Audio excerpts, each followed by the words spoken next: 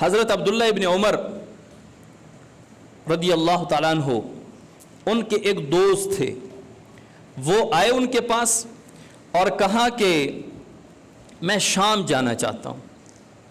یہاں پہ جس طرح ہمارے ہاں کہتے ہیں کہ جی میں امریکہ جانا چاہتا ہوں، کینیڈا جانا چاہتا ہوں، فرانس جانا چاہتا ہوں، یہاں پہ کمائیاں نہیں ہیں، پیسے نہیں ہیں، مہنگائی بہت ہے، کرنسی بہت ڈاؤن ہے، میں وہاں جاؤں گا، ڈالر کماؤں گا، یورو کماؤں گا، وہ پاکستان بھیجوں گا تو وہ تھوڑے پیسے یہاں پہ بہت زیادہ پاکستانی روپوں میں کنورٹ ہوں گے۔ تو انہوں نے بھی کہا حضرت عبداللہ ابن عمر رضی اللہ تعالیٰ عنہ سے کہ میں شام جانا چاہتا ہوں، اور شام میں اس وقت معتزلی جو معتزلہ ہیں، ایک فرقہ ہے گمراہ فرقہ، ان کا وہاں پہ بڑا زور تھا، اور یہ جو حضرت عبداللہ ابن عمر کا دوست تھا یہ ان پڑھ عبادت گزار تھا۔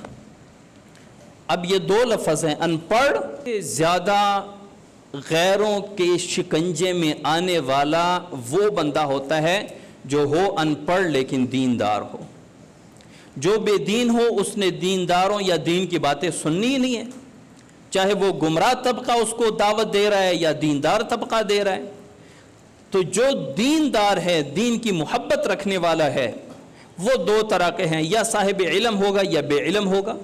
اگر صاحب علم ہوگا تو وہ گمراہ بندے کی گمراہی پکڑ لے گا، اگر صاحب علم نہیں ہوگا، ان پڑھ ہوگا، تو وہ اس کی باتوں میں آ جائے گا، چونکہ وہ دین سے محبت کرتا ہے، اور گمراہ بندہ ہمیشہ دین کے لبادے میں آتا ہے، دین کے جامے میں، دین کے گیٹ اپ میں آ کر دینداروں کو گمراہ کرتا ہے۔ یہ کتابوں میں لکھا ہے کہ سب سے زیادہ اور سب سے جلدی دیندار جو دین سے محبت کرنے والا ہو لیکن پتہ کچھ نہیں ہو، وہ زیادہ گمراہ ہوتا ہے۔ لہٰذا اسے کیا کرنا چاہیے؟ اسے اپنے بڑوں پر، اپنے علماء پر آنکھیں بند کر کے اعتماد کرنا چاہیے۔ جب بھی کوئی مسئلہ ہو، بات ہو، مسائل ہو، تقاریر ہو، بیانات ہو، اپنے صحیح العقیدہ عالم کی بات سنیں، اسی سے ہی پوچھیں۔ ہر جگہ ادھر ادھر پوچھنے کی اس کو ضرورت نہیں ہے، اس کے لیے نقصان ہے۔ حضرت عبداللہ ابن عمر بڑے زیرک انسان تھے، بڑے زیرک صحابی تھے۔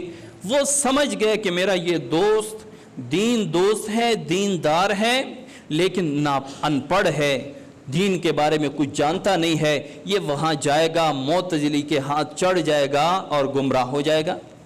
تو اس نے کہا کہ آپ مشورہ لینے آئے ہیں؟ دوست نے کہا میں مشورہ لینے آیا ہوں۔ کہا کہ آپ صلی اللہ علیہ وسلم نے فرمایا کہ مشورہ دینے والا امین ہوتا ہے، وہ ہمیشہ امانت دار بن کے مشورہ دے گا، جو اپنے لیے پسند کرتا ہے وہی دوسرے کو مشورہ دے گا۔ میرا تیرے لیے یہ مشورہ ہے کہ تو وہاں نہ جا، تو شام نہ جا، یہیں پہ آپ کو روزی کم ملے گی لیکن آپ گمراہی سے بچے رہیں گے، یہیں پہ رہیں۔ اس نے کہا کہ حضرت میں نے تو سامان وغیرہ سارا تیار کر لیا ہے، قافلہ نکلنے والا ہے۔ حضرت عبداللہ ابن عمر نے فرمایا کہ اگر آپ نے تیاری کر لی تھی تو میرے پاس آنے کی کیا ضرورت تھی؟ آپ تو مجھ سے مشورہ نہیں، مجھے اطلاع دینے آئے ہیں کہ میں جا رہا ہوں، پھر جائیں، آپ جانیں، آپ کا کام جانیں، پھر مجھ سے مشورہ ہی نہ لیتے۔ اگر میرے مشورے پر عمل کرنا ہے تو میرا مشورہ یہ ہے کہ نہ جائیں، اور اگر اپنی ماننی ہے تو پھر چلے جائیں۔ تو حضرت عبداللہ ابن عمر کے وہ دوست، وہ چونکہ انہوں نے تیاری کر رکھی تھی، وہ چلے گئے۔ جب وہ چلے گئے، وہاں پہنچے تو وہاں معتزلہ کے ہاتھی چڑھ گیا اور انہوں نے اس کو گمراہ کر دیا۔ معتزلہ تقدیر کو نہیں مانتے، جس طرح ہمارا بنیادی عقیدوں میں ایک عقیدہ تقدیر کا بھی ہے، ہمارا تقدیر پر ایمان ہے کہ رب نے ساری چیزیں مقدر میں لکھ دی ہیں، زندگی، موت، صحت، بیماری، مال، دولت، پیسہ، اولاد، سارا رب نے تقدیر میں لکھ دیا ہے۔ جو تقدیر میں ہے وہی پہنچے گا۔ جو ہم پڑھتے ہیں آمنت باللہ وملائکتہ وکتبہ ورسلہ والیوم الآخر والقدر خیرہ وشرہ من اللہ تعالی، کہ خیر اور شر کی جو بھی تقدیر ہو، ہمیں خیر پہنچے، شر پہنچے، من اللہ تعالی، یہ رب کی طرف سے ہے۔ یہ ہمارے بنیادی عقائد میں سے ہیں، اس کا انکار کرنے والا مسلمان نہیں رہتا۔ تو معتزلی وہ تقدیر کا انکار کرنے والے تھے، تو انہوں نے وہاں جا کے معتزلیوں کے ہتھی چڑھ گیا، انہوں نے اس کو گمراہ کر دیا، اور یہ بھی آگے سے کہنے لگا کہ یہ تقدیر کیا چیز ہے، یہ تو ہماری گھڑی ہوئی باتیں ہیں۔ پھر جب کوئی شخص مدینے منورے آ رہا تھا تو انہوں نے سلام بھیجا تھا کہ آپ کا دوست آپ کو سلام. اب پہلے اطلاع پہنچ گئی تھی حضرت عبداللہ ابن عمر کو کہ آپ کا وہ دوست وہ معتزلی ہو گیا.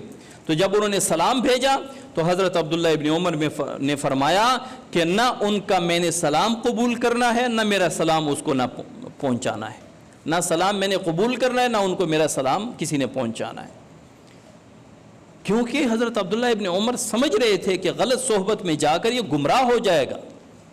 ہمارے کالج یونیورسٹیوں میں کتنے لڑکے گمراہ ہو جاتے ہیں، ان کے والدین پکے 5 وقت کے نمازی تہجد گزار روزہ دار ہوتے ہیں، لیکن ان کے جوان لڑکے کالج یونیورسٹیوں میں دہریہ بن جاتے ہیں اور دین کا مذاق اڑا رہے ہوتے ہیں. وجہ کیا ہوتی ہے؟ دوست احباب دہریہ ہوتے ہیں، ایتھیسٹ ہوتے ہیں اور بے دین و لا دین ہوتے ہیں. ان کے ساتھ اٹھنا بیٹھنا مذاق سارا کچھ چل رہا ہوتا ہے.